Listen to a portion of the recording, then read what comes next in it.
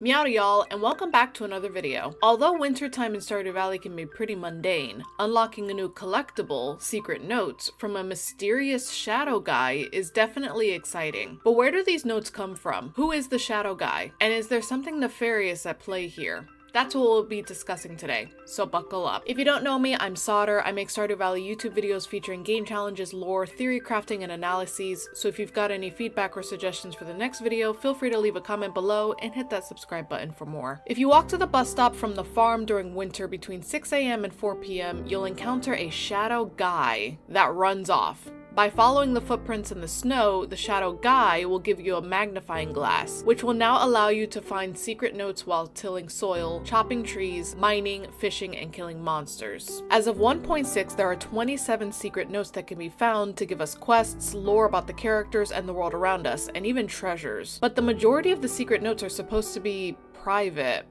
There are diary entries, holiday gift lists, and even a cherished photograph. How are precious things like this scattered all throughout the valley, including the mines, where nobody except for a very few handful of people go into? It is possible that this is just a case of people leaving their journals in the woods or dropping a Polaroid on their walk to the saloon, but that doesn't provide enough of an answer. Let's have a look at that shadow guy we saw earlier. There is a theory that this shadow guy is actually Krobus, the friendly monster that lives in the sewers that sells valuable items to us. When we cornered the shadow guy, they exclaimed, "Eep!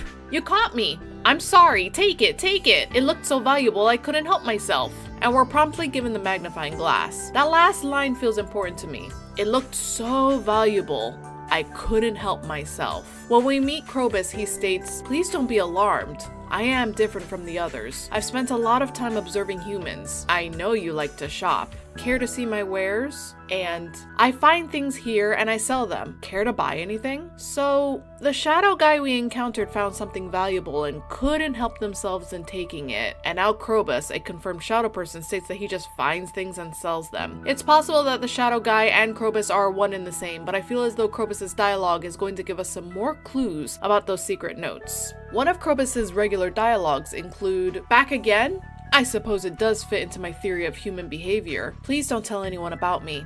Humans tend to destroy things they can't understand. Have you encountered others like me? In the mines? I'm sorry if they were hostile towards you. You see, we've learned to fear humans. There have been too many unpleasant encounters. You haven't slain any of my friends, have you?"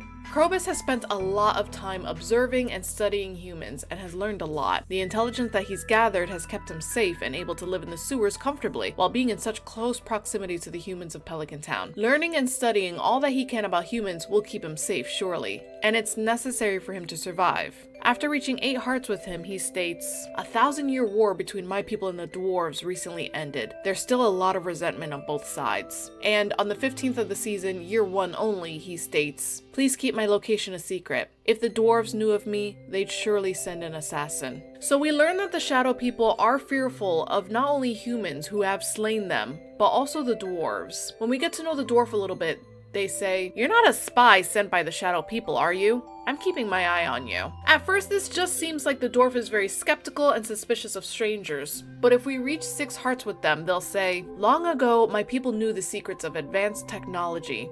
The archaeological evidence proves that. But I wonder where it came from, and where did it all go? I guess some questions will never be answered." The dwarves have all been wiped out. This dwarf doesn't even have a family anymore, as stated in a cutscene where we walk into a confrontation between the dwarf and Krobus after earning 50 friendship points. The wizard intervenes and states that the elemental wars have long been finished. At this point, we can safely conclude that although Krobus is a friendly monster, we can theorize that he, along with other shadow people, gather intelligence of their enemies or those they're fearful of in order to better learn and understand and keep themselves safe and out of harm's way. For Krobus, he also turns a profit by having his shop in the sewers. Becoming roommates with Krobus is going to give us even more lore.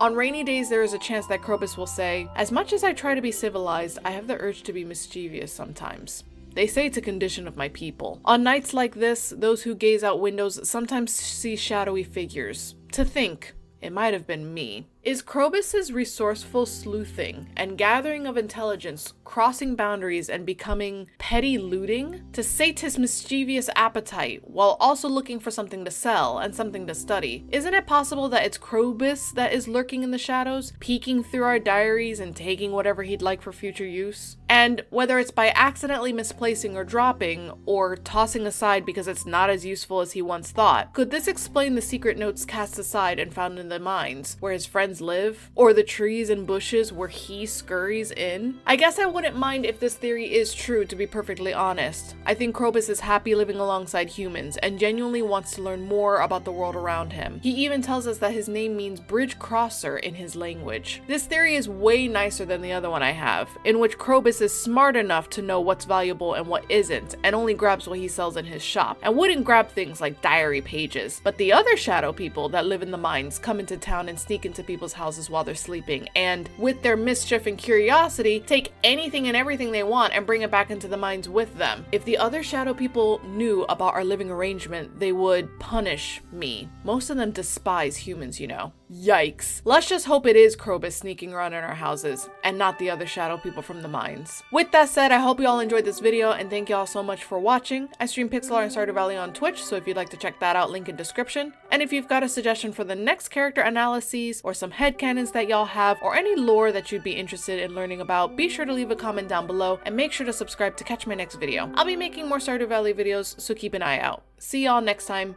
Bye!